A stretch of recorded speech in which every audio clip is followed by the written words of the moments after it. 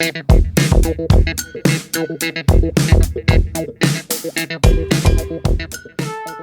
guys, what is up? This is Matthew Davis, me once again. I apologize for two things. I apologize that I'm still stuffy, but you know, it's not going to go away after the next day. Unfortunately, I will be having to take some soup when I get back home. And I also apologize for the rain, but I enjoy doing reviews in the car, but you know, I'll always prefer doing them at home. But since I just got out of the movie and since I have the car and I can set this up in the car like I can on occasion, then yeah, I'm just reviewing it right now despite the fact that it's raining. But it's not like I haven't reviewed the movies in the rain before. Usually it's outside, but whatever. Anyways, welcome back to the movie review, aka After I Saw. This time it is going to be on Good Luck, Have Fun, Don't Die.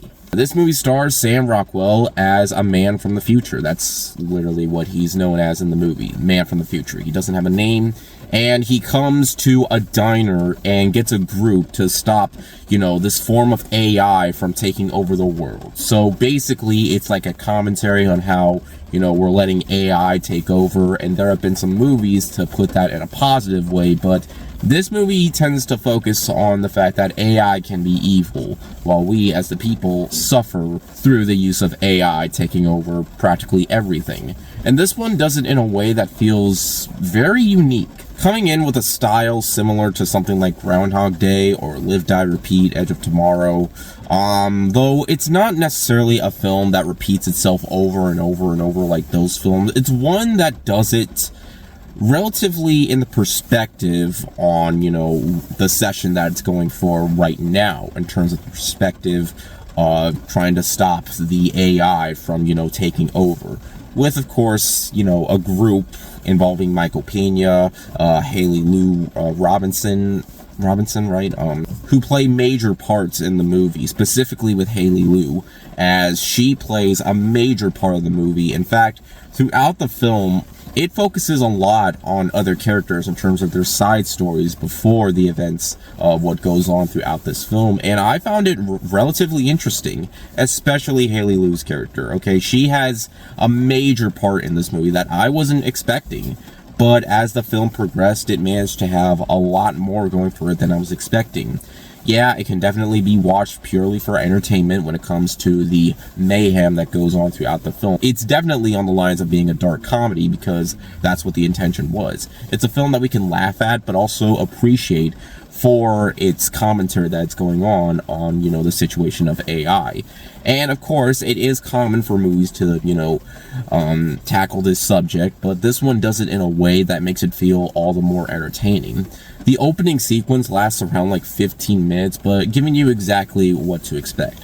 I will say, however, the main portion of the movie does kind of give away some things later on of kind of, you know, feeling a little bit predictable, specifically when it comes to the last act of the movie, but it didn't really take away from the overall enjoyment I had with the movie in terms of its dark humor, as well as its quirky characters, as well of it just being a fun time where we can just, you know, ignore the fact that AI is, you know, trying to, you know, people are trying to experiment with AI and just, you know, have fun with the fact that, you know, this movie is practically making fun of it. Instead of using it in a positive way, it's taking it as a way of, you know, AI is just, well, it's probably going to take over the world.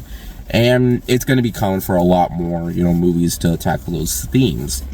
And Gore Verbinski does it in a way that really makes it feel like, you know, it can be good on, you know, tackling the events of AI, but also doing it in a very fun way, especially with how fantastic Sam Rockwell is. He is hilarious in this movie, and he gives probably one of his funniest roles in quite some time. And he's usually a pretty serious actor, but from time to time it's nice to see him play a role where he can generally have fun with the role. And I really don't have a whole lot to say about this movie. All I can tell you is that this movie was a roller coaster ride of pure mayhem, but mayhem that really makes it feel like, you know, it's going more for stupid fun, but more on the lines of smart fun.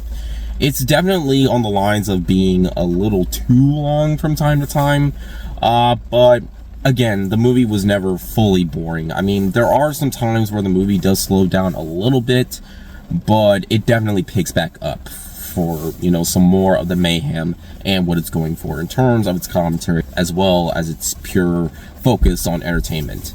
And in the end, guys, I had a lot of fun with this movie, no pun intended. I think this is by far one of Gore Verbinski's best films in quite some time. It's definitely his funniest film since Rango, and probably his best since Rango.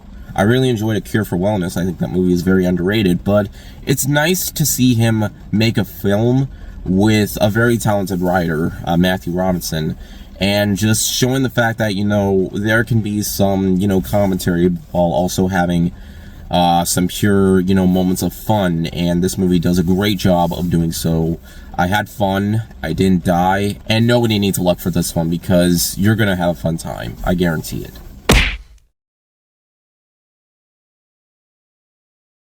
Another big surprise this year, though I heard some early buzz saying that it was pretty good, but yeah, it definitely was. Check it out.